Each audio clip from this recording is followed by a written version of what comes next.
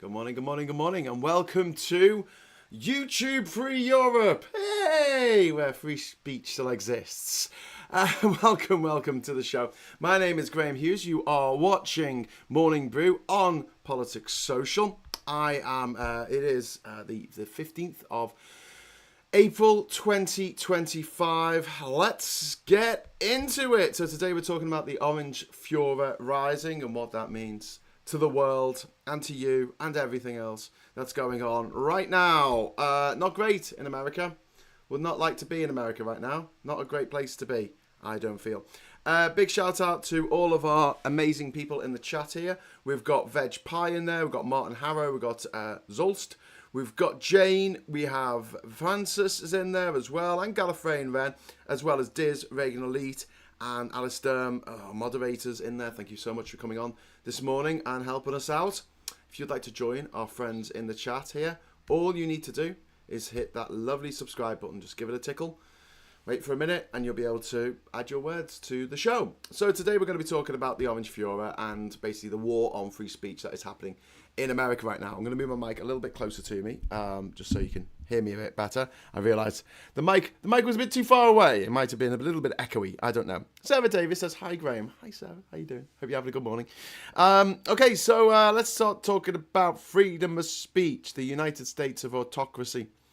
We've got, the land of the free, where free speech is under assault. It's under siege. It's, books are going missing. Tourists are going missing. Students are being silenced, all while Trump cozies up to dictators around the world who build mega prisons and send people to gulags and throw people out of windows and kill anyone who looks at them funny. And he brags about liberating people by locking them up. Yeah, he's not all there. Welcome to the United States of autocracy. So first of all, we'll talk about the facilitated deportations and judicial defiance. We talked about this a little bit last night on stateside. I'm just going to move the mic, just 1 second. I hope that wasn't too noisy. We're going to be moving. We're going to be talking about the deportation of Kilmar Armando Abrego Garcia to El Salvador, an El Salvador concentration camp, in El Salvador, built by the prisoners of the concentration camp, and is now a place for slave labour, where everyone sleeps in concentration camp-like conditions and has their head shaved, and it looks absolutely horrific. It echoes of the Nazis, simple as that. It's straight out of the Nazi playbook. Anyone who defends this, anyone who voted Republican, all these Republican people who are supporting it, they are all Nazis. They're all Nazis. End of. You don't do that to humans. I don't care what they've done or what they haven't done. You don't do that to people. Because we're supposed to be the civilized countries, right? Aren't we? Yeah? Aren't we supposed to be the... Wasn't that the idea? Wasn't that what people said? Yeah.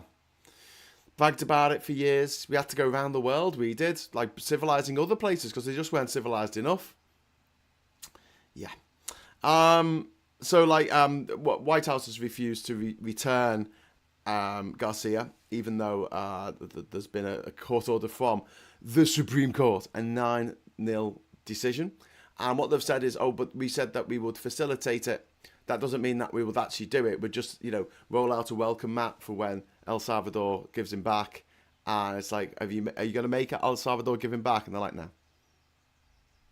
Great then. Cool.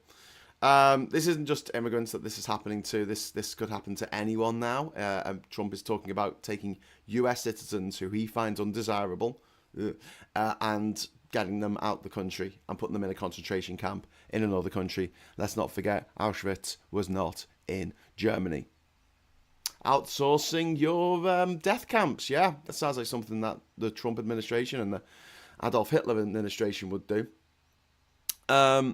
Retired Judge Shira Schindlin said we're on the edge. Harvard law professor Lawrence Tribe saying, this could happen to anyone. We've got suppression by design.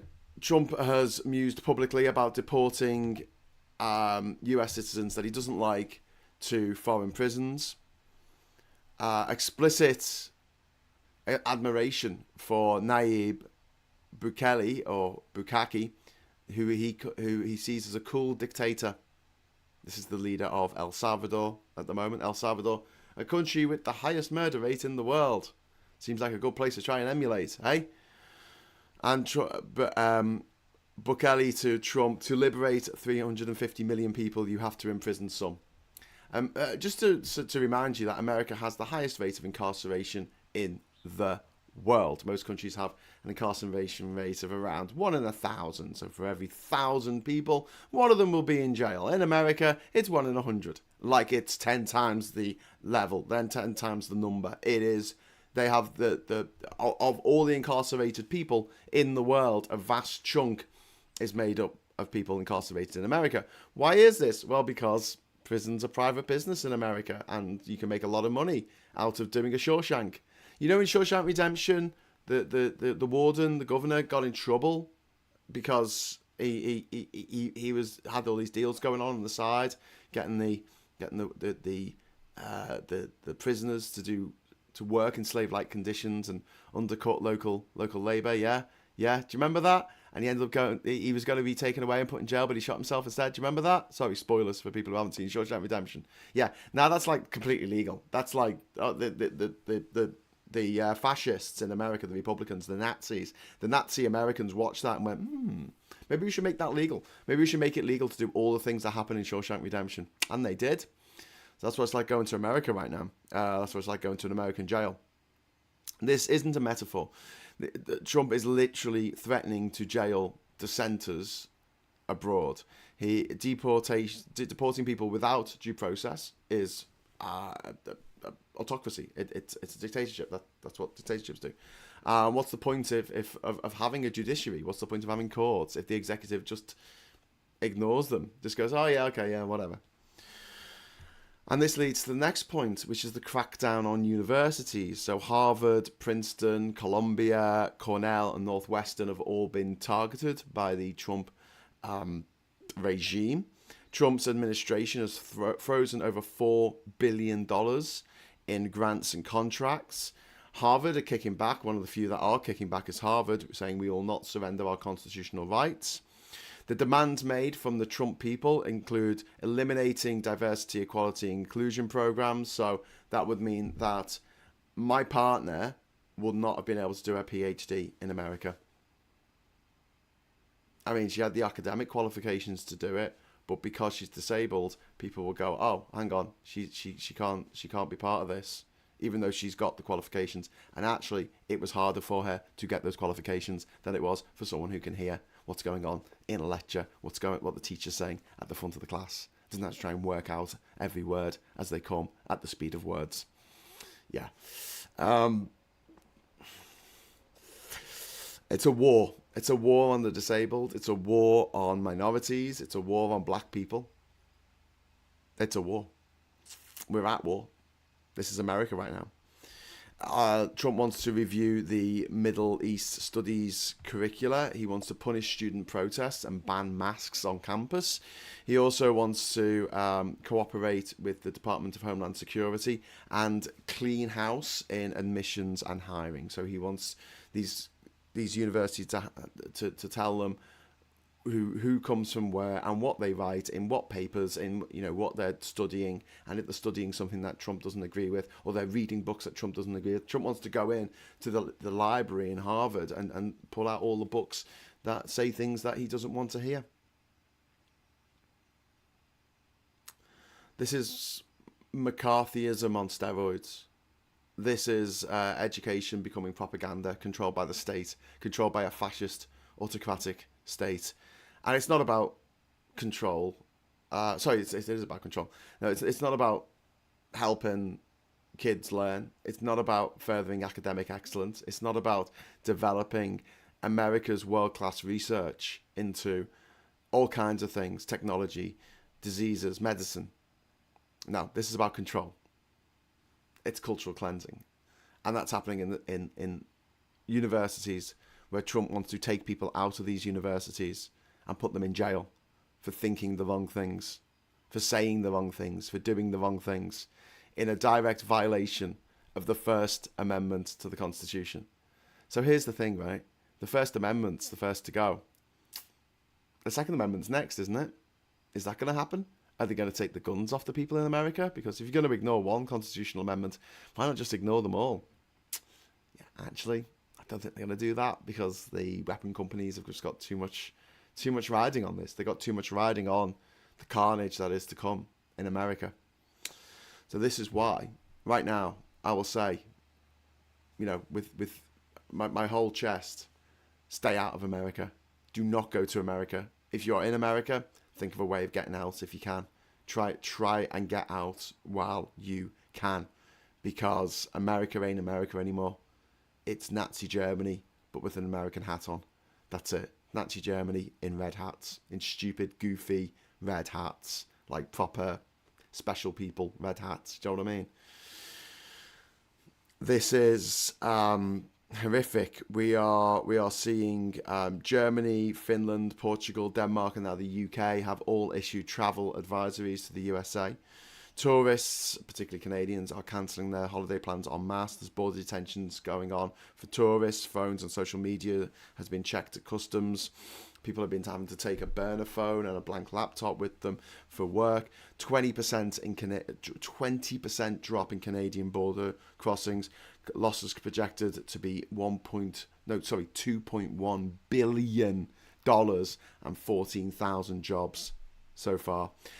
The US is losing its it's losing its reputation as a beacon of freedom.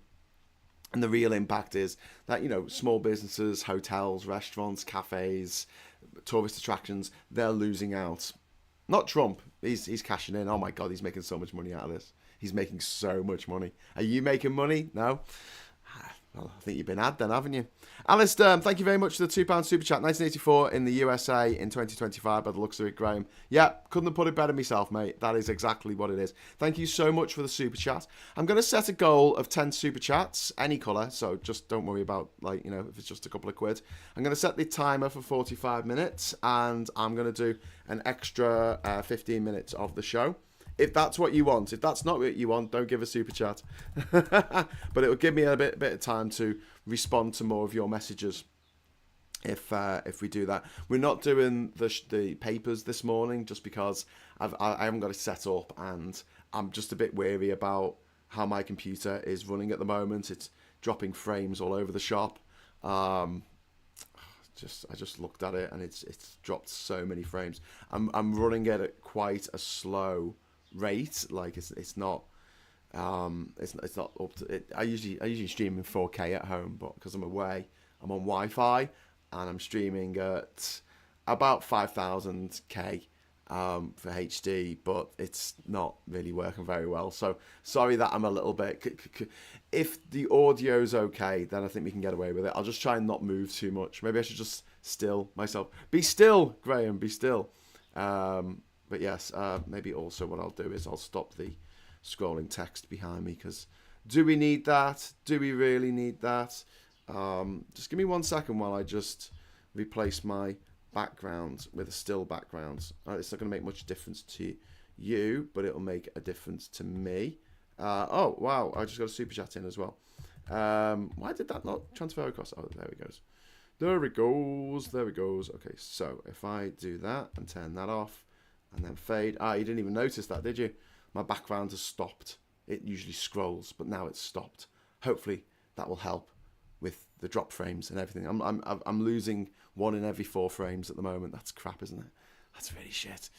God damn it. Maybe I should just do it on my phone. Maybe I should do these things on my phone instead of setting up a bloody camera and lights and everything. Just do it on my phone in future. £10,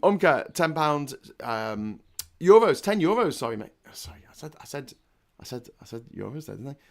Thank you very much for the 10 euros. Not pounds. To be honest, I have Schadenfreude while watching how people's stupidity, greed, lack of empathy and imagination ruin their lives with their own decisions. I mean, Brexit, vote, election of Trump, etc. Yeah, I get it to a point, but more than anything, it just makes me sad. It just makes me really, really sad that people are having to live through this. And we will get through this. Make no mistake, Nothing lasts forever. Even tyrannies fall. They always do. Tyrannies always fall.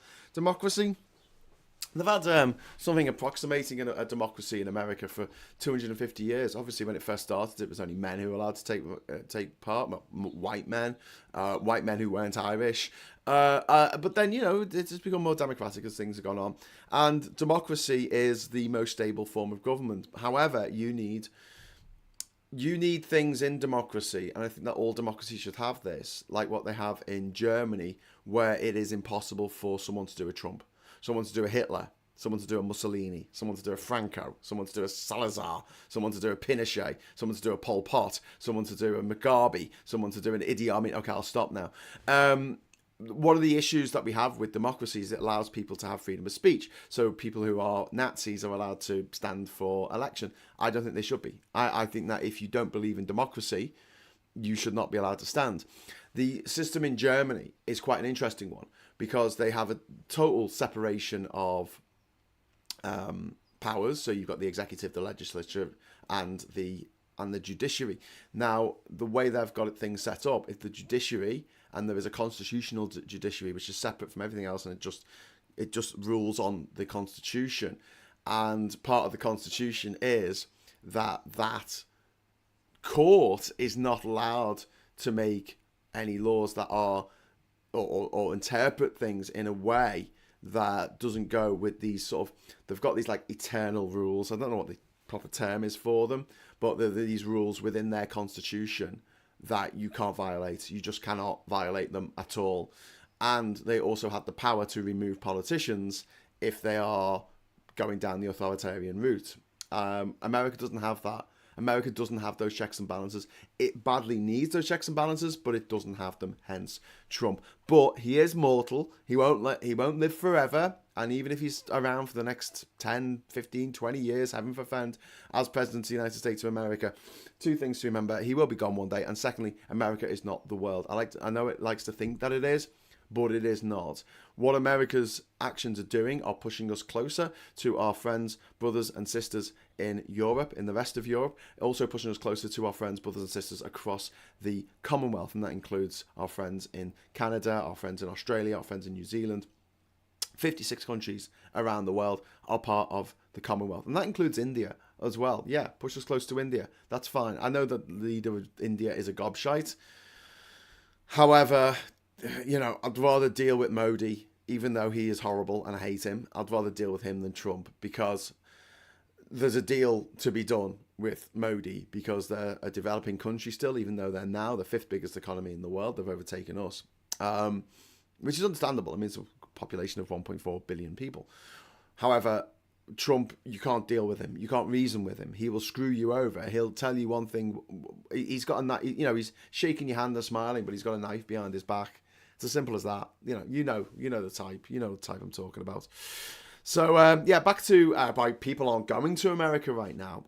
Tourists are now being subjected to phone checks and hostile questioning. So this happened to me. So I can talk now from the heart, from experience, right?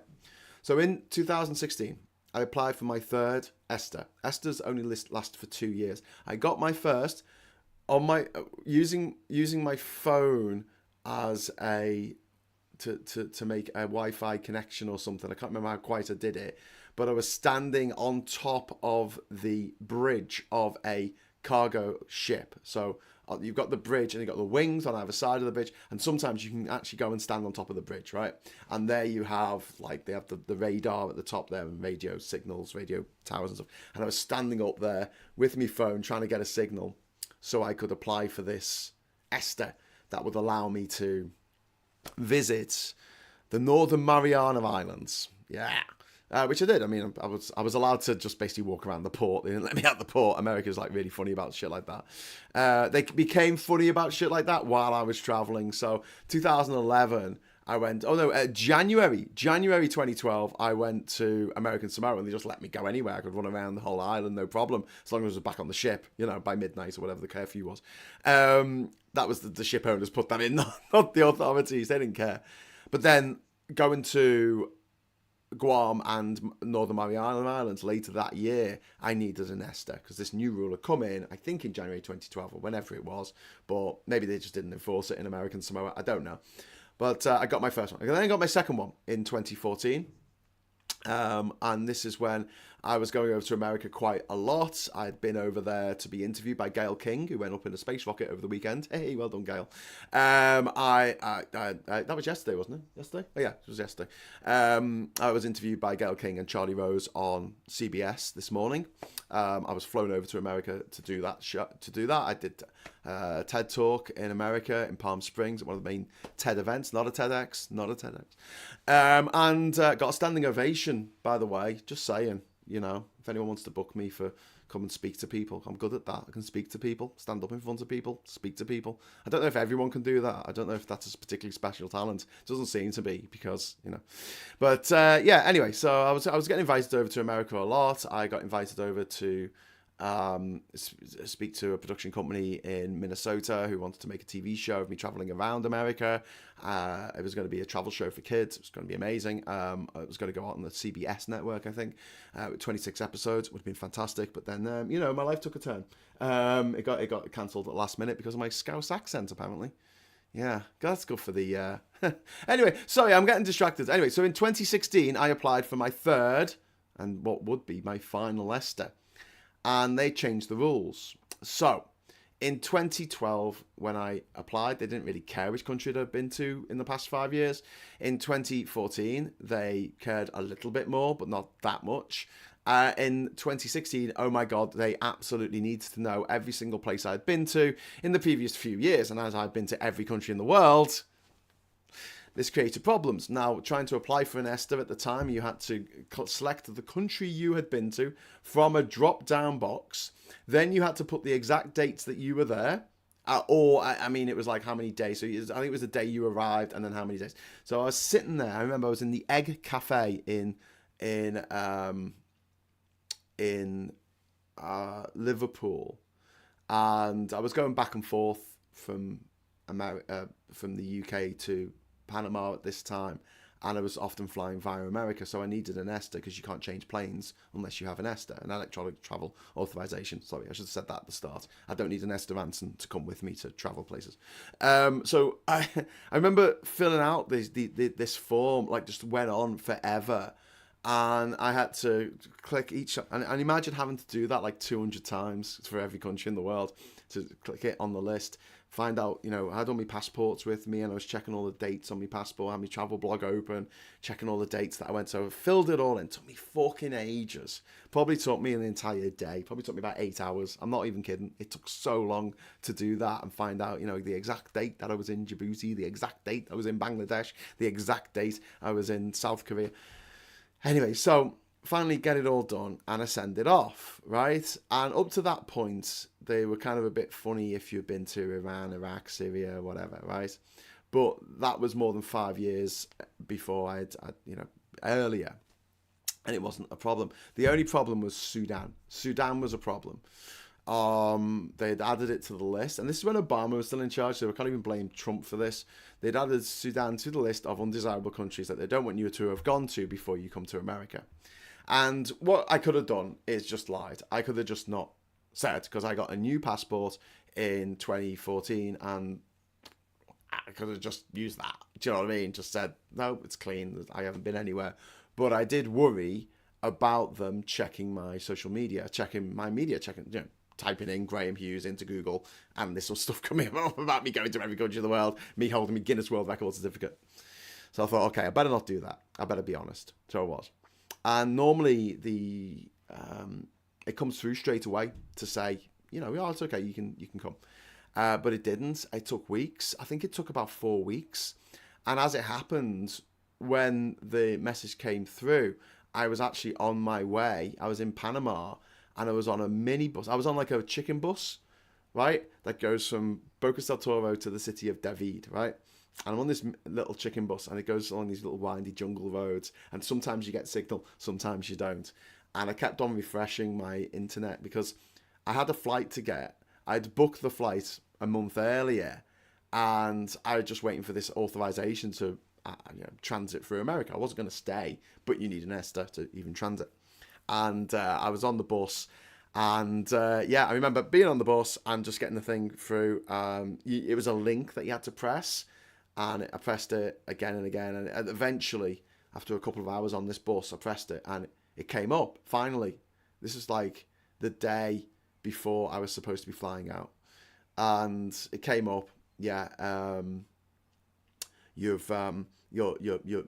access is denied to America. Your ESTA application has been rejected. It was like a red thing that came up. And I was like, fuck.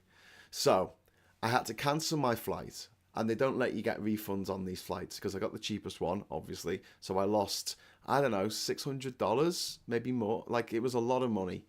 I lost a lot of money. I lost hundreds of dollars. And I had to get another flight. So it cost me a load of money on top of the fact that I lost that original bit of money to get back to the UK. And I came back via like Amsterdam or something. Anyway, so later that year, I was back in Panama. And I was looking up on the US government website of like how I can get in. And it says on the website, you can get in without an ESTA if you go over a land border in Mexico, from Mexico or from Canada. The reason being is like, there's not so much traffic, right? So it's not like an airport where you have 200 people getting off the plane. You only have like people coming through in drips and drabs over the border. You know, if it's not a holiday or anything, it's not going to be too much fuss to take you aside and give you the rundown of the questions of where you've been, what you've done, blah, blah, blah, blah, blah. Right. So I'm like, okay, great. So I arranged to meet my publisher, Jared Bendis, the brother of Brian Michael Bendis, the comic book writer from America. If you're into your comics, you should know who that is. Jared lives in Ohio. He lives in Cleveland. And I was, what I said was, okay, well, I'll fly into Toronto in Canada. Canada's just like, yeah, man, just come with no problem. So I fly into Toronto. I meet Jared at the Niagara Falls on the Canadian side of the Friendship Bridge. It's a friendship bridge that goes across from Canada to America. And I don't think it's going to be called that much longer, to be honest with you. It sounds a bit woke to me. Anyway, so he comes and meets me, and then we drive back across the bridge, and I'm obviously taken for special processing. You know when you hear these stories about people being questioned for hours and hours on end and having their fingerprints taken, their iris scanned, and like that whole social media profile's gone through, and they've gone through their phones, and yeah, they did that to me.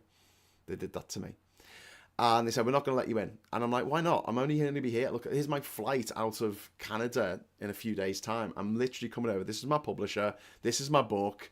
You know, I'm this guy. Look at my Wikipedia page. I'm not here to cause trouble. I'm here to, you know, get my book together to publish. And, you know, I'm only going to be here for a couple of days. If I'm not, you know, you can put me in jail. You know, I don't care.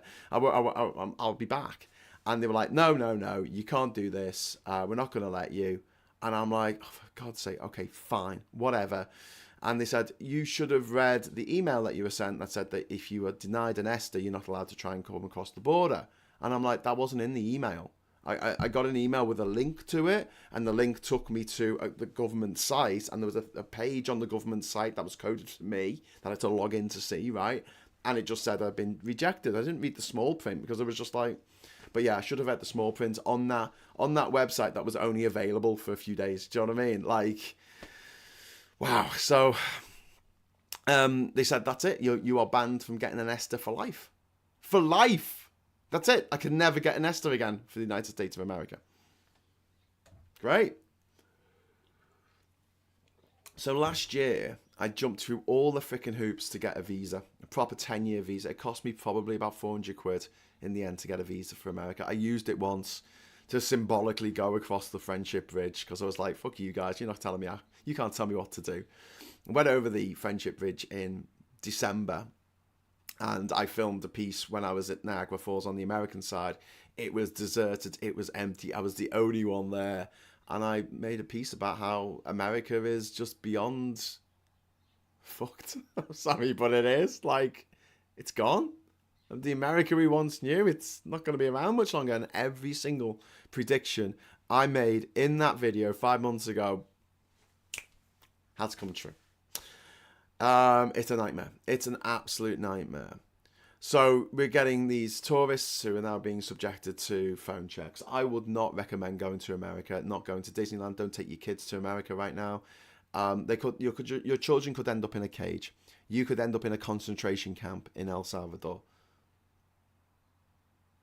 For what you've written on social media or for what videos you've watched, you could be put into a concentration camp and have your head shaved and worked to death for watching this video. That's America right now. That is the USA. That's the reality of the USA right now. And I'm sorry if this feels like I'm, scaring the shit out of you, but there are times when you've got to be sensible. And I'll say the same thing about going to fucking Somalia or somewhere, Don't go, it's dangerous. But you went, Graham. Yeah, I went to Somaliland in the north, which is okay, really, because they have their own flag and their own constitution, their own elections, free and fair elections. They have their own national anthem and their own way of doing things. They have their own currency. On the scheme of things, I would not recommend going to Somalia proper, because you're likely to be kidnapped by a warlord and horrible things happen to you. I wouldn't recommend a trip to Gaza at the moment. I wouldn't recommend a trip necessarily to near the fighting in Ukraine. I've done that, but just go that. I haven't gone near the fighting. Sorry, I've been to Ukraine since the war started. But I'm saying don't take the kids there. Okay, if you desperately need to go to America in the next few years, fine, for whatever reason, but make sure you've got yourself a burner phone. Get rid of every bit of social media that you've got. Block people like me. Like, honestly, if you've got any mates on Facebook who Trump is a gobshite every day, block them. Just block them. You can unblock them when you get back. Explain to them, write to them and say, look, I'm sorry I've got to block you, but it's going to have to be done. You're going to have to delete your WhatsApp messages. It's gross. It's disgusting. What the Americans are doing is horrific. I went to every country in the world. The only one that checked my social media out of 201 countries and 17 territories, including Iran, Congo, Syria. I even walked into North Korea for a moment. None of them checked my social media. China did not check my social media. Afghanistan did not check my social media. Even Turkmenistan, which is a nightmare to get into, didn't check my social media. The only country that has ever checked my social media when I'm trying to get in is America. This is a warning to everyone. Do not go there, please, okay? I know you're watching this, you're obviously progressive, you're obviously what they will call woke. Don't risk it if you can. If there's some absolute pressing reason why you have to go to America right now, take a burner phone, take a burner laptop, or just a cheap laptop that's blank. It doesn't have anything on it if you need one for work. But otherwise, be careful. Be really careful. And this goes for changing planes as well. I can't emphasize this enough. Since 9/11, America has had a different system where you had to actually check into the country when you change planes. You didn't have to do that originally. You didn't have all your luggage gone through. They didn't check your social media. They didn't do any of this stuff. But then as things got more and more authoritarian in America, especially over recent years, and now even more the last few months, you've seen people transiting, trying to go somewhere else. So they fly to America to go to, say, Costa Rica, and they're detained in America. And when they detain you, they can detain you for a long time. A friend of mine from South Africa, he was detained in America for 6 months because of an outstanding speeding ticket that he had from 15 years earlier that he'd completely forgotten about because it was 15 years ago. So let that be a warning to you. Umka, thank you so much for the super chat. It's really kind of you. The European Commission is equipping staff bound for the US with burner phones and amid surveillance fears, the Financial Times reported on Monday. Yeah. Exactly. That's exactly what they're doing. Hi, Aqua, says Scott. Welcome to the club, Dave. Hey. Land of the free. Lol. Well, exactly. Even citizens can get that happen due to no due process. So never know. Yes, if you aren't a citizen, you run at least a 50% risk. Just don't go. Just don't go. Just don't go there at the moment. They're sending people to literal concentration camps. Have a look at the images that have come out of that mega prison in El Salvador.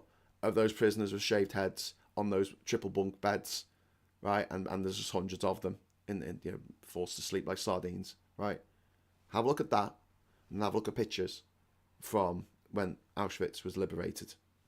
Have a look at those two pictures put together. It's terrifying. It's really, really terrifying. Forget the oldest democracy is Iceland, isn't it? Can we start an argument on who's got the oldest democracy? I think the Isle of Man pretend that they have the oldest democracy, but they don't. I think it's Iceland. Switzerland probably have a good claim for the oldest democracy. Marika Monkey says even citizens that happened. Oh, I've read that one. No due process. Don't forget pausing all metals used for things like magnets, technology, medical, and pretty much all things military. Yeah. The USA is now on the same list. I'm from the USA, visited last year, now won't go back. Yeah, that's probably a good idea. I'll just hike and camp in the UK, thanks. The country is complicated enough for my free brain cells. Yeah, the prisoners are in silence. Yeah, I know. Leipzig says, I couldn't go to America even if I wanted to because I have a criminal conviction from when I was 18 and I'm now 52. Not that I could afford it anyway. Yeah, criminal convictions never go away. Which is why I'm so concerned about the fact that we're not part of the EU anymore. And when the EU brings in the new ESTA for the electronic travel authorization for Europe, for the EU, it's going to catch a lot of people out because they'll change the rules. When the ESTA for America came out in 2011 or 2012, it wasn't all that. Like it didn't. It was quite easy going. It was like, right, we don't care where you've been as long as you've not committed any major crimes or whatever. But now it's like we need to know about all your criminal convictions and things like drug taking. So if you've ever admitted in public to have taken drugs, that's something they can use against you for going to America. So forget it. Just honestly, for the time being, forget it, because you don't know what they will dig up and say, right, that's it. We're going to send you back or detain you. And that's the worry. That really is the worry. And it's horrible. It's horrible that you're still being punished at the age of 52 for something that you did when you were 18. Like, where's the common sense there? So, there's been immigration raids in America on students and protesters. There's been there was a Palestinian student, Mohsen Madoui, who was taken into custody during naturalization process. Thought crime is real in America. If you protest, post, wear a badge that says I don't like Trump, expect a visit from the Department of Homeland Services, Homeland Security even. Foreign students are being purged from the universities in America. The universities are being purged of independence, are being purged of any kind of critical or free thought. Books are being removed from shelves in Republican states. Trump's regime is hinting at further controls over curriculum and ideology. And the media is under pressure. The AP has been banned from Air Force One and for not renaming the Gulf of Mexico, the Gulf of Wank or whatever they decided to change it to. First they came for the books. This is how every authoritarian playbook begins. Every single one. I know you agree with me. Control what people know, fear what they don't. The places with the least amount of immigration in this country, like Lincolnshire, are the ones that are the most racist. Because they don't see people from other cultures, other ways of life, or other backgrounds, other religions. They don't meet anyone that's not like them. And instantly they see someone who's not like them, and stranger danger kicks in. And they go, oh God, I don't want this person. It's mad. You can go to a lot of sort of villages, these villages that lots of people go to in the UK on like bank holiday weekends. You can go to so many of them. You just see white people. Like, honestly, these people who are going, oh, we're getting flooded by people from other places, other cultures. I'm like, no, we're not. We're not. So, like, vastly the majority pasty white in this country. And you know what? If we weren't, so what? So what? weren't we the world power? Weren't we the all nations in one? Wasn't that the whole point of the British Empire? Wasn't it, coming together of humans? No, it wasn't. It was just subjugation and raping countries of their natural resources. But, idealistically, you'd like to think it was to bring us all together, but obviously not. So this El Salvador mega prison model is being hailed by Trump as the sort of model for the future of American detainees, whether they are people they're deemed undesirable, whether they are immigrants, whether they're on a green card, whether they're actually American naturalized citizens, whether they are indeed born in America, American citizens, but their parents aren't white, or one of their parents isn't white. So these places that the Trump administration wants to put millions of Americans in, all over Central America, Venezuela, wherever they can put them. They'll build the mega prisons. They'll get slaves to build the mega prisons, and then once you're in the mega prison, you're a slave. I was talking to Mikey about this last night because I was a bit confused. Like, is he just going to kill them? Like, because it's going to cost them money. Because obviously they'll get 50 grand a prisoner or something off the American government, off the American taxpayer. But then once that's been paid, like, they don't get any extra, do they, for their room and board? So what they're going to do? Mikey's like, yeah, they put them to work, slave labor, slavery for the 21st century. Deportees are being sent over to El Salvador without trial, no due processing, and that could even possibly include U.S. citizens. Bukaki, the leader of El Salvador, boasts of imprisoning tens of thousands without due process. He boasts about it, and prison guards are parading detainees like trophies in front of the media. It's disgusting. It's sickening. It's absolutely sickening. America is outsourcing its tyranny. El Salvador is becoming a literal gulag for Trump's enemies. And we're watching the birth of a bipartisan international police state in America with thought police and everything. The amount of surveillance that's gone on. You wonder why Musk is so friendly with Trump. So all of these Tesla cars, and I mentioned this before, they're covered in cameras. They film you.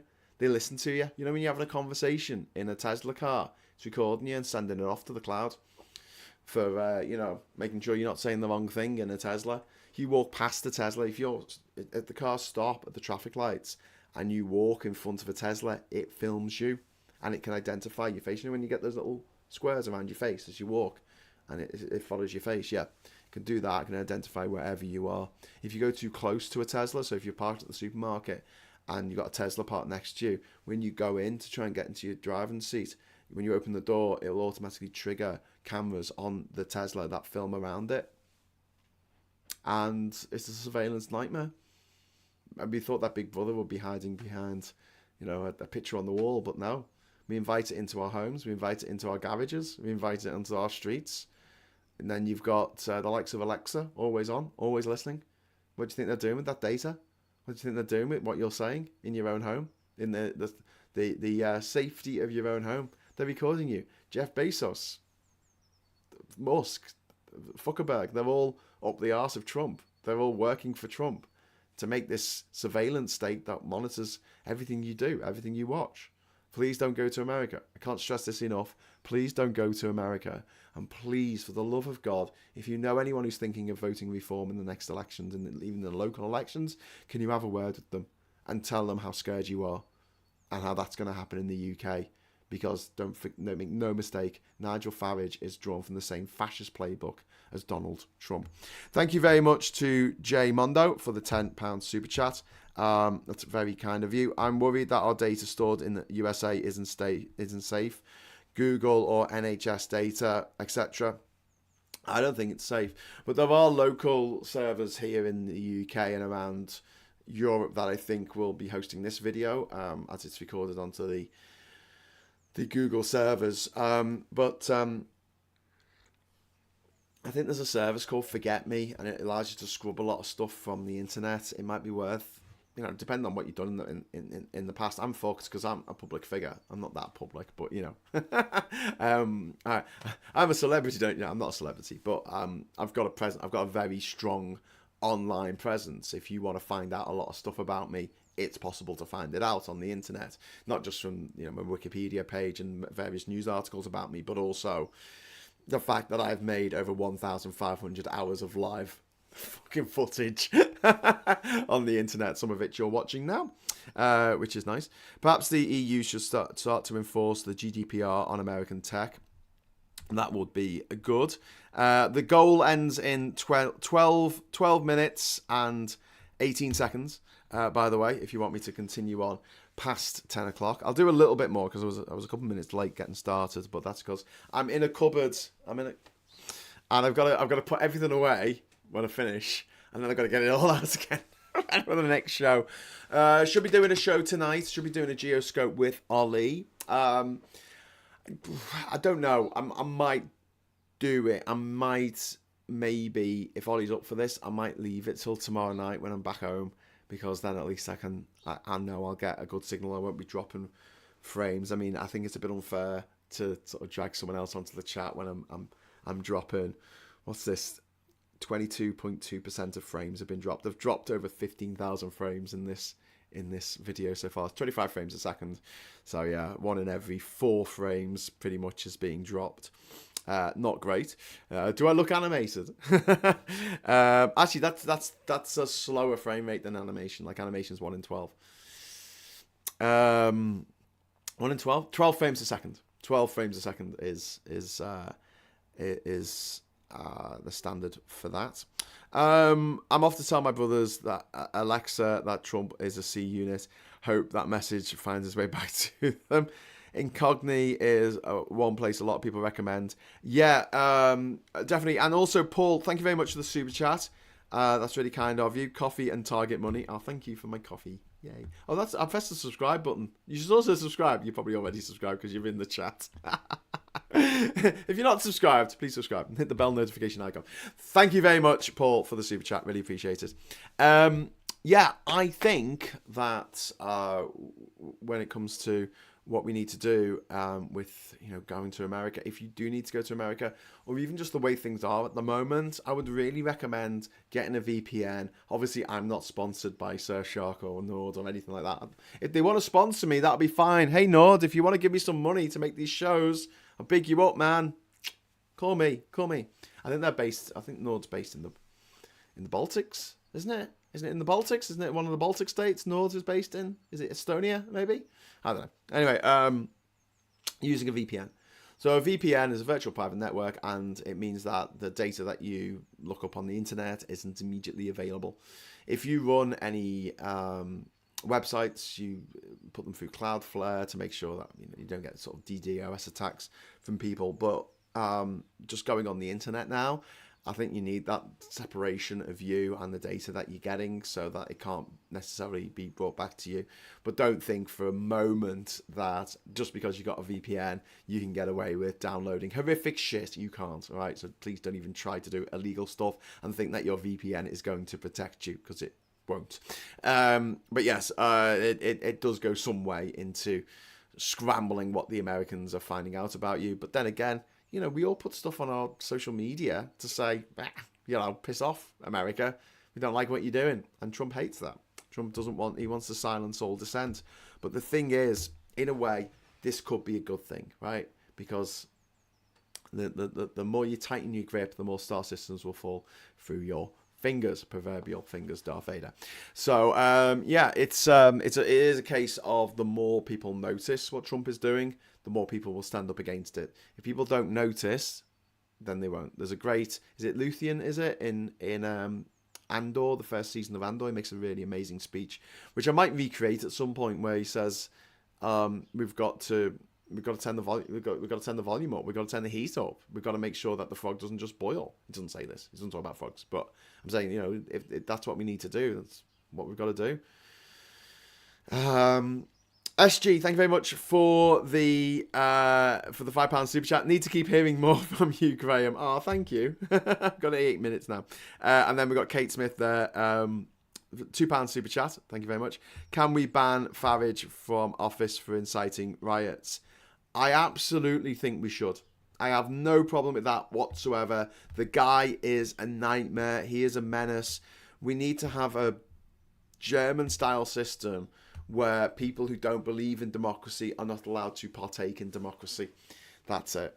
End of. If you don't believe in it, you can't set up a party. You can't. The mechanism is not there.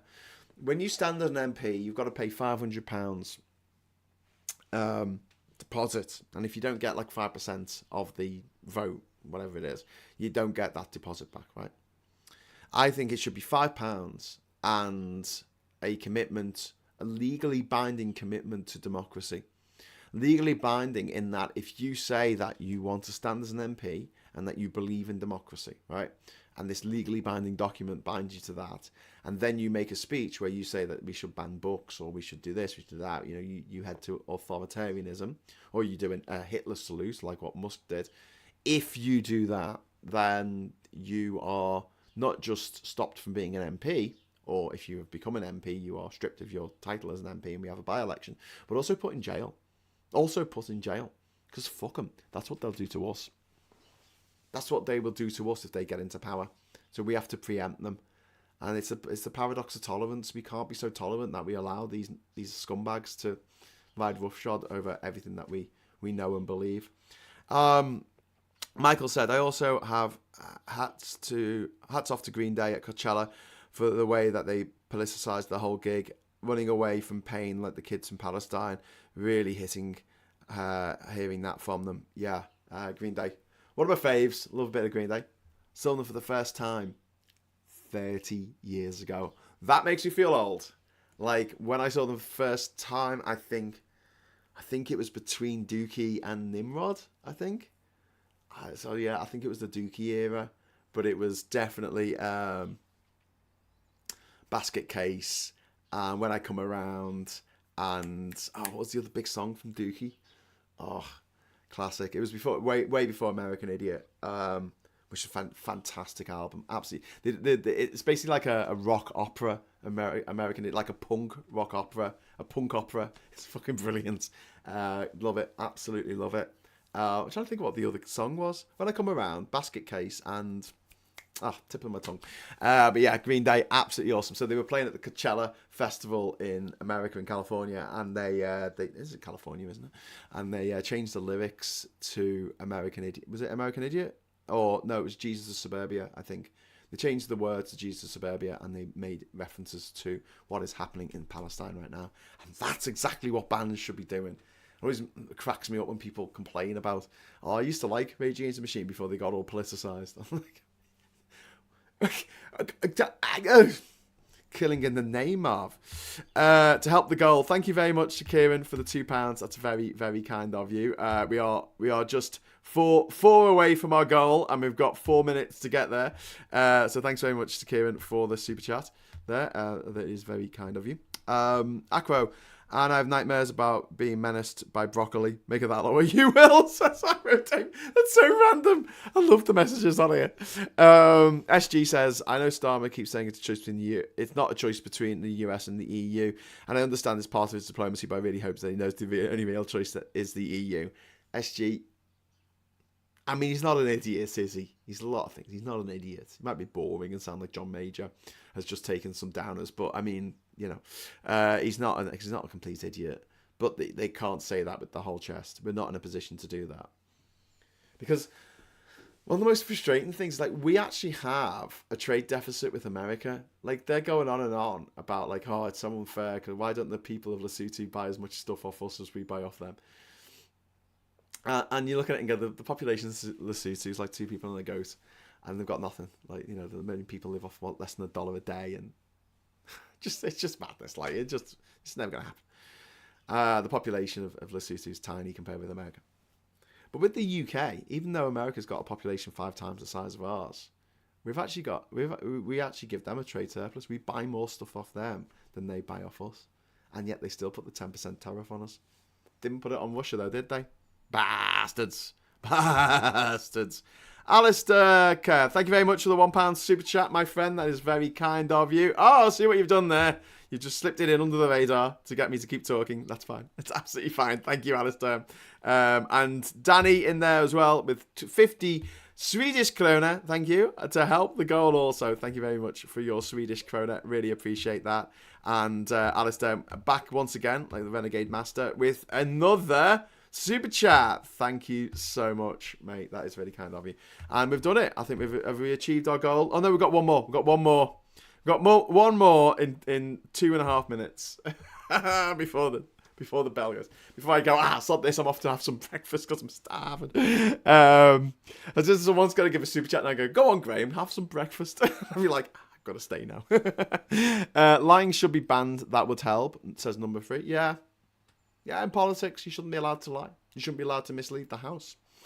Acro, and I've read that broccoli. Talking of music, check out Jesse Wells. He's great. I will do if you're given. Okay, keep the show going, says Alistair, with the final super chat there of the goal. Thank you so much, sir. You are a prince amongst men. Thank you. Giving lots of love up to Scotland now. What would be my second home? Maybe one day. If my first home wasn't already Liverpool. SG, thank you very much for the heart eyes. Oh, that's lovely. Thank you very much, SG. Yes, we made the goal. 10 out of 10. Thank you very much. Thank you to everyone who's chipped in to keep the show going for an extra 15 minutes. This is I'm like the meter. You put 20p in the meter and keep it going. Oh, there's more super chats are coming in now. Oh, Pygmalion, thank you very much for the £2 super chat. That is really kind of you. So yeah, just to go back to the main sort of topic of tonight about. It wasn't just talking about America's encroaching authoritarianism and fascism. I really did want to drill down into the fact that we are, at the moment, heading into a dark place. But we're not completely blind. We have our eyes open. You're watching this, you have your eyes open. I have my eyes open. And we know exactly where this leads. We've seen it before. Time and time and time again. What is the definition of madness? It's doing the same thing over and over again and expecting a different result. It just doesn't happen. And fascism always falls. Tyranny always falls. Usually with the strongman dictator. So as soon as they're out the picture, what replaces them? There's been no one to replace Mugabe. No one replaced Idi Amin. No one replaced Pol Pot. No one replaced Hitler. No one replaced Gaddafi. I know the country's descending into civil war, but you haven't had that same sort of strongman leadership grow in its place. It happens now and again. In Venezuela, for example, Maduro took over from Chavez, and he's just as bad, if not worse. But generally speaking, remove the man, remove the problem. And Trump will, at some point, remove himself.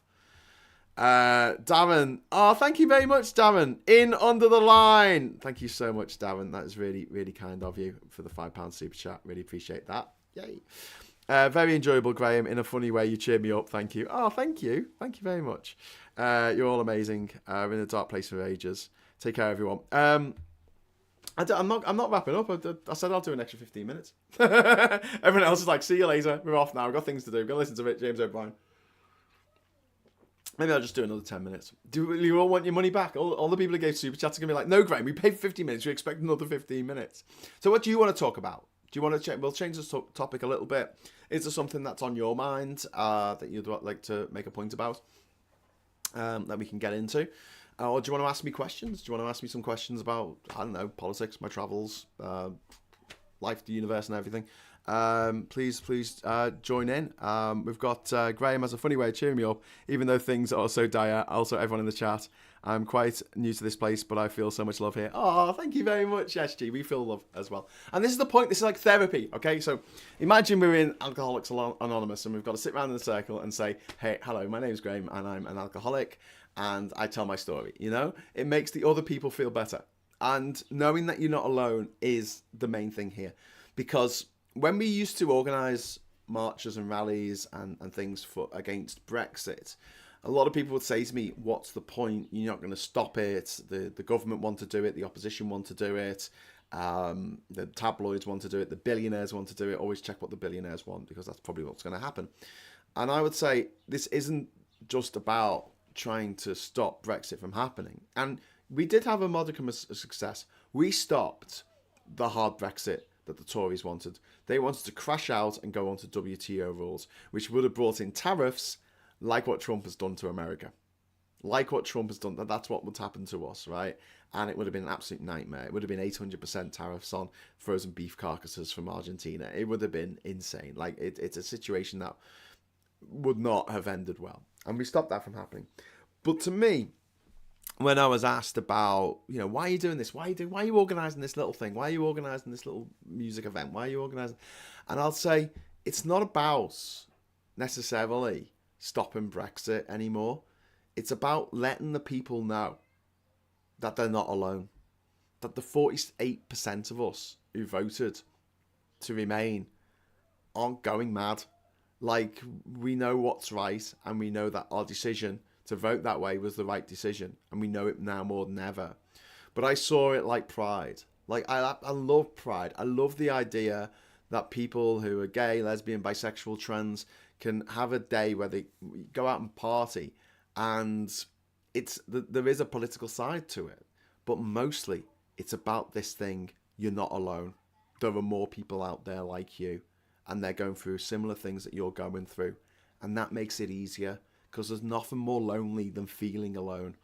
People say about, like, traveling, when you travel, Graham, you just travel on your own. Do you get lonely? I'm like, no, because you're never alone. You're just never alone. Being on your own makes you more likely to talk to other people than you would if you were traveling as a couple. Top tip, by the way, never travel in a three. Never. Three is not the magic number when it comes to travel. 1 is great. 2 is arguably better. 4 is good. 4 is good.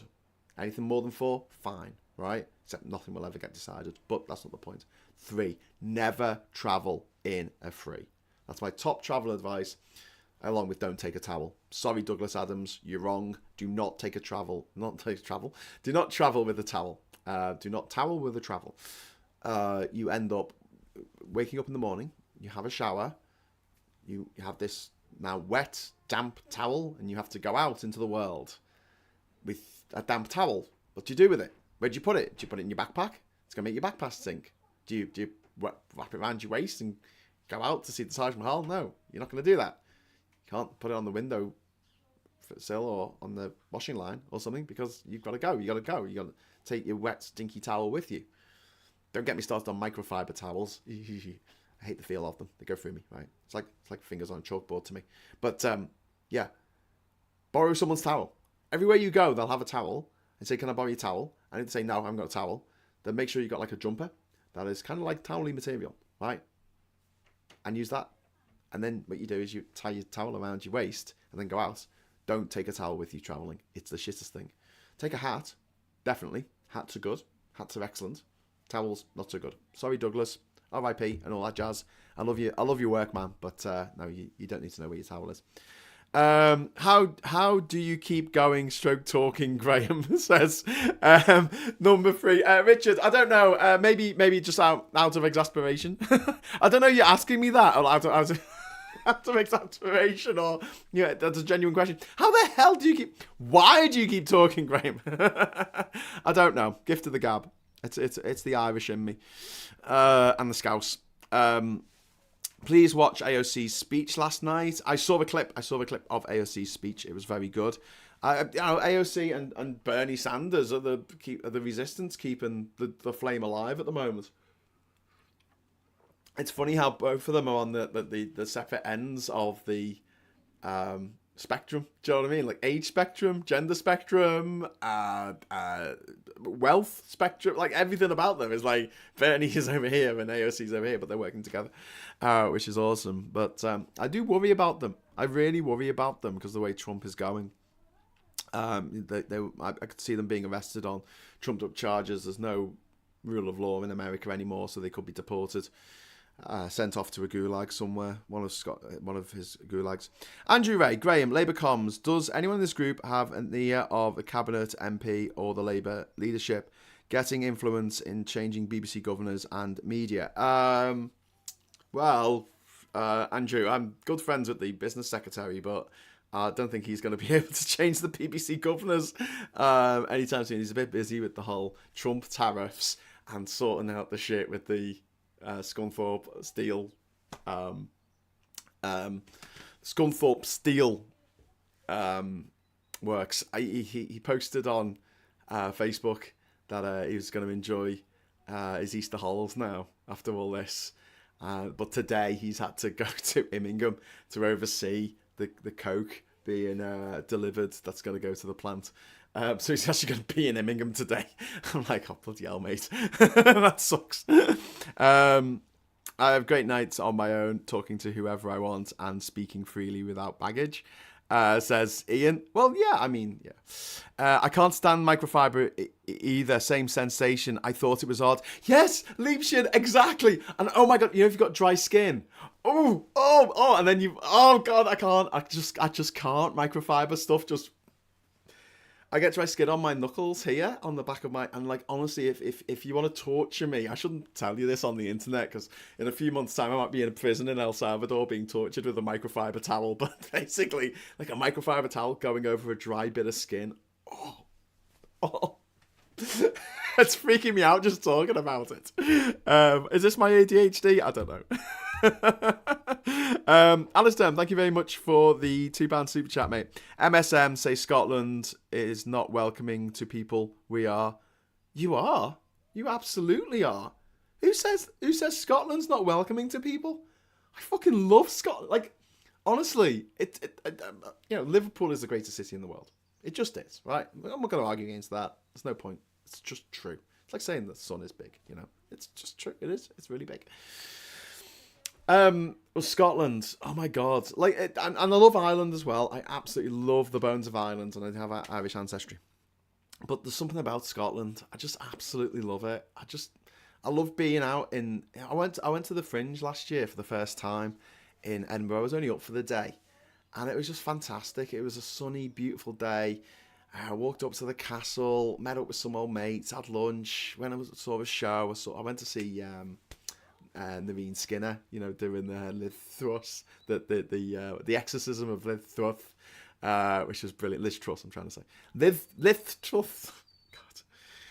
Jesus. My mate Farouk put a load of video clips up of this speech that she gave, Liz Truss. She gave this speech last week, and honestly, she sounds like a demented 5-year-old girl from a Roald Dahl book, you know, with the giant lollipop and pigtails, going, I demand that, I think that, that's what she sounded like. Oh God, it was so cringe. I put me back out. Microfiber towels are awful. Bane of scout camps. Yes.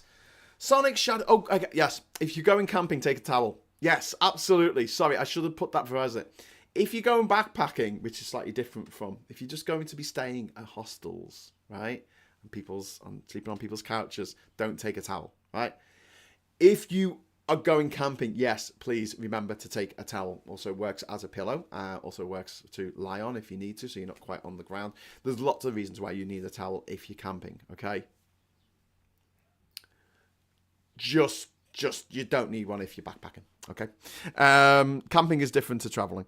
Maybe Scotland isn't welcoming to arrogant upper-class Londoners, says Ishtar. I suppose not. But I found everywhere I went in the world welcoming. But then I find that a lot. Like, honestly, I can't... I think it's to do with the attitude of the person. And I find this time and time again. And I'm sorry if I upset anyone watching this who are like, but I had a bad time. I generally find, not all the time, not 100% of the time, and obviously, hashtag not all times, but it's your attitude. So if you go to France expecting people to be snooty and rude, you'll find people who are snooty and rude because they're obviously feeling something from your attitude and they're responding in a way that makes sense to them to respond. If you go to France and you expect to find warmth and hospitality and a good laugh and a nice bottle of wine, I'm sorry, but you'll find it. You will actually find that. Same with everywhere in the world. If you go there with like an open heart and an open mind, if you go there thinking, oh God, I hate everyone in this country, yeah, people are going to be rude to you. People are going to piss because you're looking at them stony faced. You've got that attitude. Don't forget, a lot of our communication as humans is non-verbal. And if they see in your eyes like that, you know, you're talking to someone who you see as a pain in the arse or someone who you see as beneath you or like that, they'll pick up on it.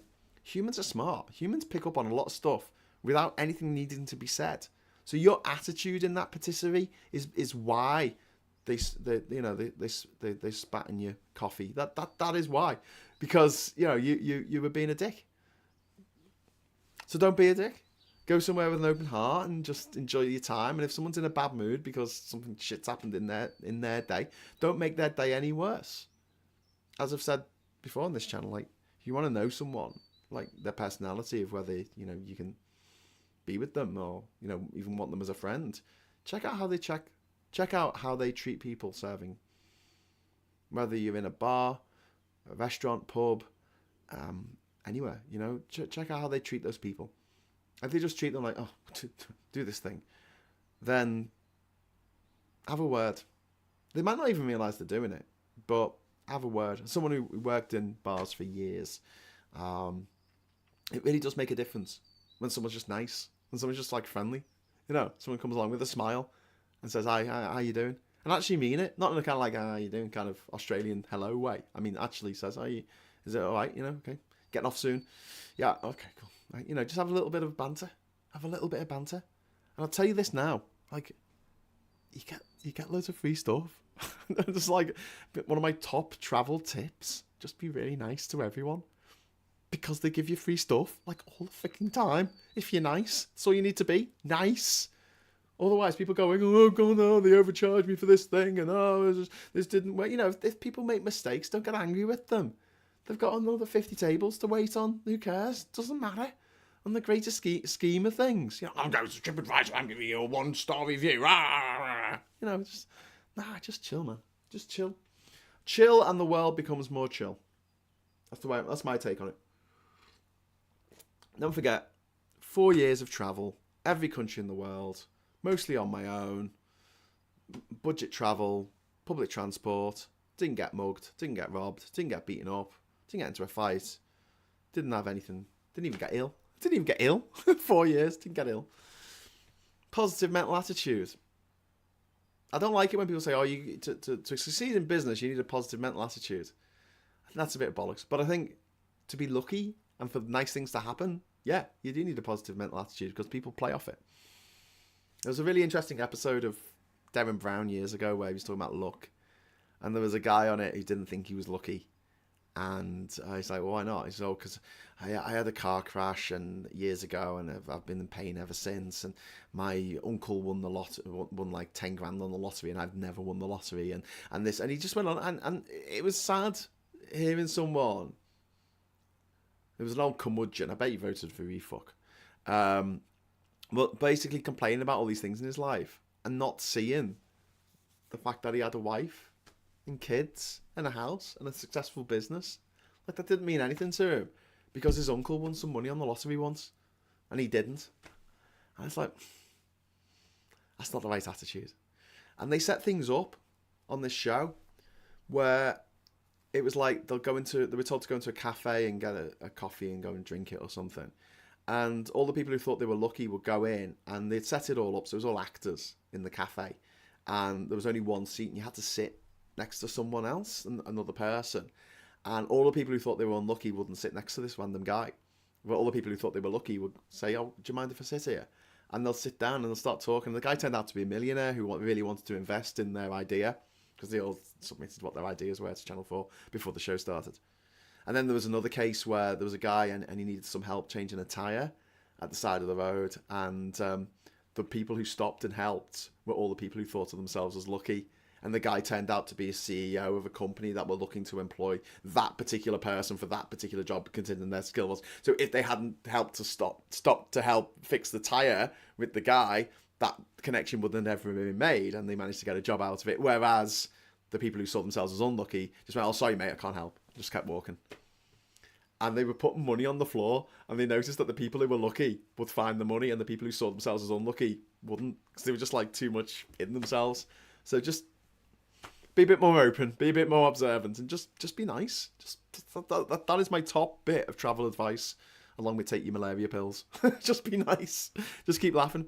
The one time that I got upset and started getting angry and arsey with the dickheads, of the police at the side of the road in Congo. I ended up in jail for 6 days. Like, it's just not worth it.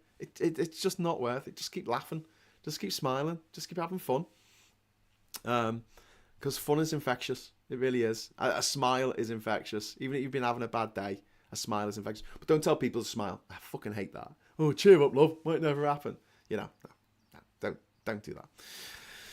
But, just people having a good time. People having fun. People, I like it on a train. Even when I'm on a train journey and there's some women who are jangling, they're all having champagne because they're going up for a hen do or something. And they're all having a good time with each other. I mean, in a way, it's kind of annoying because you're on a train and maybe you want to work, maybe you want it to be quiet and peaceful. But another thing, I'm like, oh, well, I'm having a good time. And that makes me have a good time. I don't know why. I'm just one of those people who like, oh, is everyone having a good time? Then I'm having a good time, Are your kids okay? Then my kids are okay, Plum Duff, thank you very much for the £20 super chat. That's really kind of you. Oh, wow. I think that's the biggest super chat of the morning. Thank you very much to Plum Duff. Well said, Graham. Thank you. Exactly, Graham. I hope we're all talking about microfiber towels. Yeah. Thank you so much, Plum Duff. That's really kind of you. Love Ireland, Scotland, and the north of England join together and reject the Tory South and London's royal family. Yeah, but here's the thing, Ian. I've had really good experiences in London as well. In fact, I gotta say, up till now, touch wood, I've not had a bad experience in London. I've had some proper excellent nights out. I once left my camera, my video camera, on the tube. Like, it was in a bag. It was in like a little camera bag like this.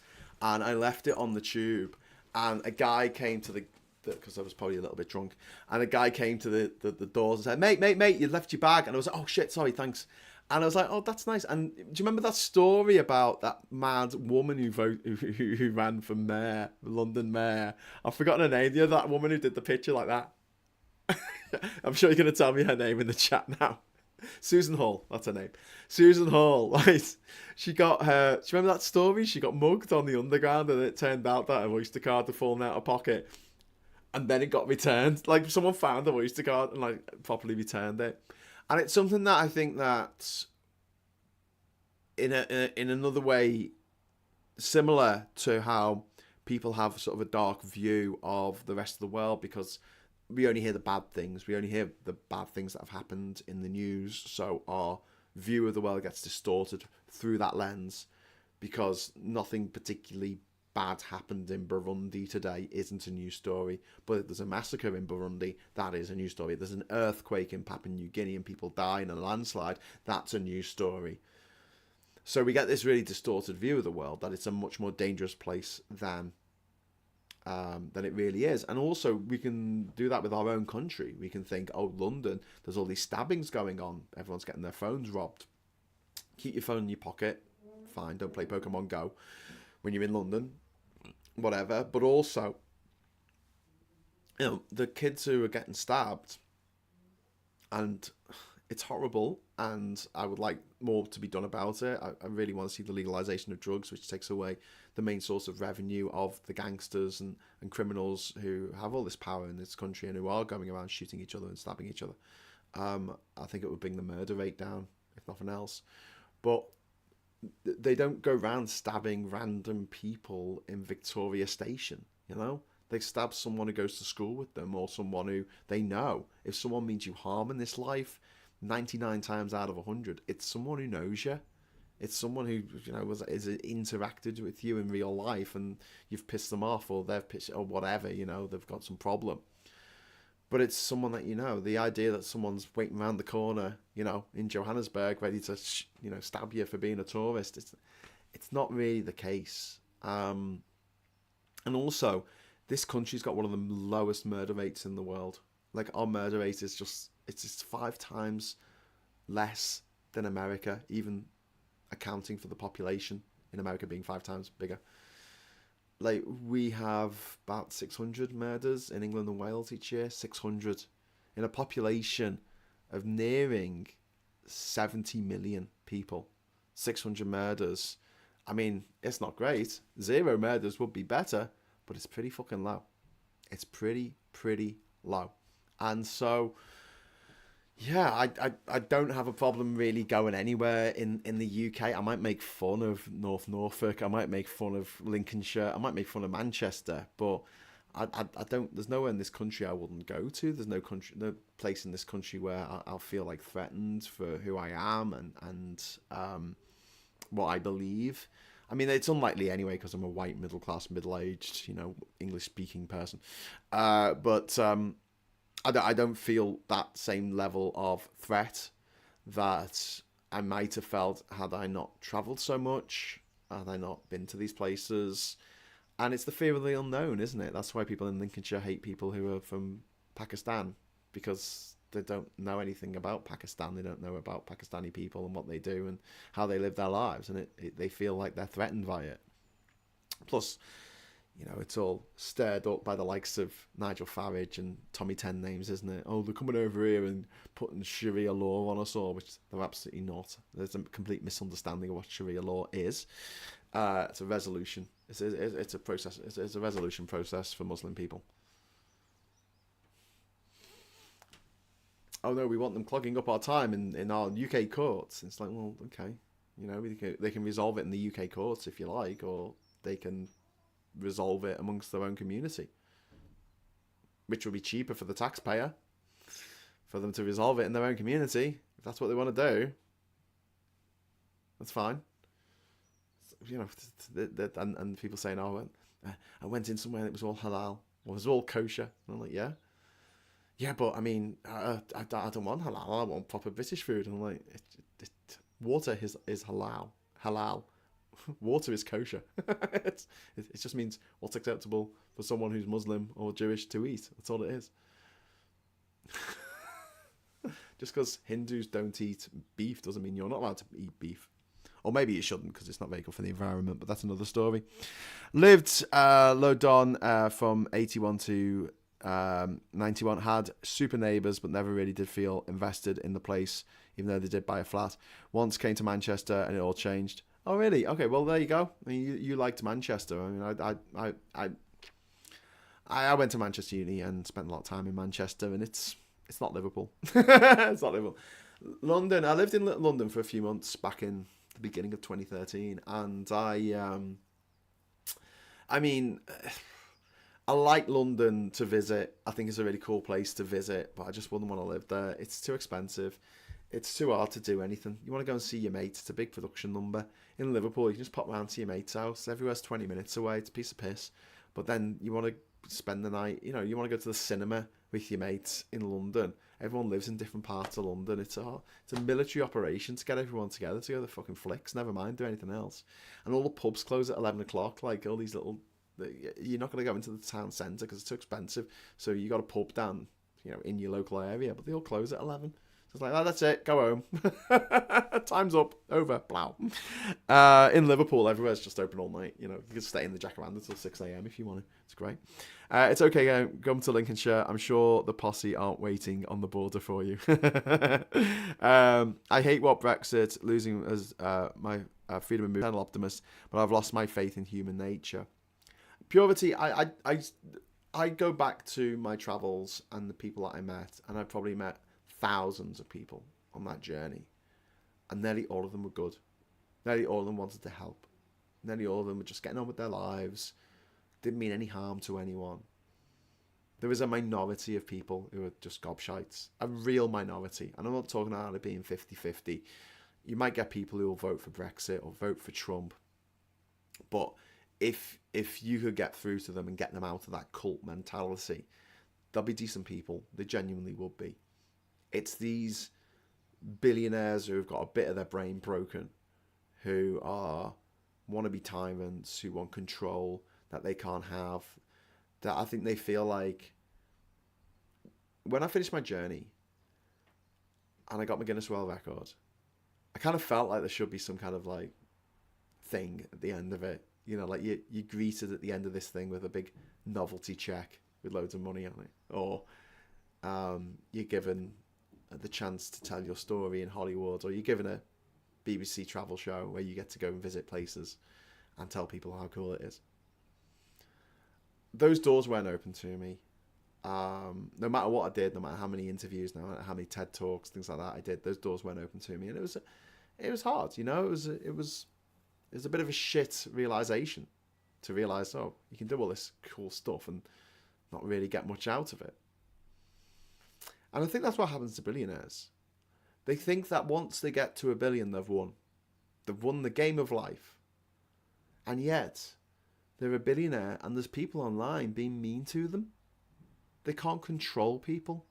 People say no to them. People tell everyone that Robert Galbraith is actually J.K. Rowling. And it breaks something in their brain.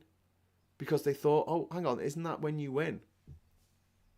But there's no point in life when you win. And even when you do get those little wins, they're only transitory. They don't last forever. You move on to the next thing. You win some and you lose some. I know it's a cliche, but you really do. And I don't think that the billionaires can handle that. They just want all the power. They want the power over other humans in a way that a tyrannical parent does. They want power over their child. They want power to tell them what to do and how to act and how to behave and what job to get and who they're allowed to go out with, who they're allowed to fancy, who they're allowed to have sex with. That's what they want to do to their kids. Because, I don't know, they need that power over other humans. And when you're a billionaire, I guess you have power over some humans who are working for you in your Amazon warehouse, but you don't have power over others. What do? You go mad, you go insane, you try and chase the power, you try and fly too high into the sun. Cornwall is amazing. I've never been to Cornwall. There you go, there's a confession for you. I'm not saying that as a brag. I really, really want to go to Cornwall. Kath and I are talking about maybe going there next year. It's really expensive though. Ishtar said that's exactly what one of his ex-girlfriend's baby mamas said about Elon. He basically thinks he's won at life and now he's just messing around, seeing how far he can take stuff. Yeah. Purity says, I've lived in Greece, Germany and France. I miss my ability to just go prune olive trees, eat well and watch the world go by. I go back to Greece in a heartbeat. I love Greece as well. I love France. I love Germany. I love so many countries in Europe and countries that aren't in Europe. And one of my life's missions now is getting that freedom of movement back, pushing to get back what was taken from me by the toffs, taken from me by the privately educated billionaires of the world, of this country, and Vladimir Putin. Yeah, he's not privately educated, but he is a billionaire. Diz says, I've never been to Liverpool. We'll have to correct that, Diz. Come for the Labour Party conference later in the year. Right, I'm going to get off. I'm going to make an executive decision. Thank you so much for the extra super chats there. I've gone on to half an hour more than I would otherwise have done because of the super chats. So thank you very much for powering me on there. I'm super chat powered. Yay. I don't think I'll do the show tonight. I'll have a word with Ollie and we'll probably try and do it tomorrow night after the rabbit hole. So we'll do the rabbit hole and then we'll do Geoscope. Probably, but looking at how many frames I have dropped on this show so far, 29,000 frames have been dropped. So obviously I've got a problem with the internet here. So I will say adieu. Thank you so much. Thanks so much for watching. Thanks to everyone who has added their words to the chat. Thanks to everyone who's dropped the super chat in. I really, really appreciate it. If you would consider joining the channel and becoming a member, I'd absolutely love that because it helps us know that we're getting a set amount of money in each month, no matter how many super chats we get, which is fantastic. It gives us a baseline. And otherwise, if you're watching this and you haven't already subscribed, please subscribe. Please also share it. Share stuff. I don't know if you just want to clip a little bit of what I'm talking about and share it with your mates, whatever. But you can do a thing where you just set the time that you want to start the video and say, I'll watch this for 2 minutes, and then send them the video. Get more people watching. That's more people on the channel. Let's build up some subscribers. The number of subscribers on this channel hasn't grown since the last election. So yeah, if we could actually grow that number, that would be excellent. Okay, so I'll see you tomorrow for Morning Brew, nice and early, 9 o'clock. And until then, thanks for watching. I'll say hello, give us a like on the way out, and I'll say hello, good evening, welcome, and goodbye.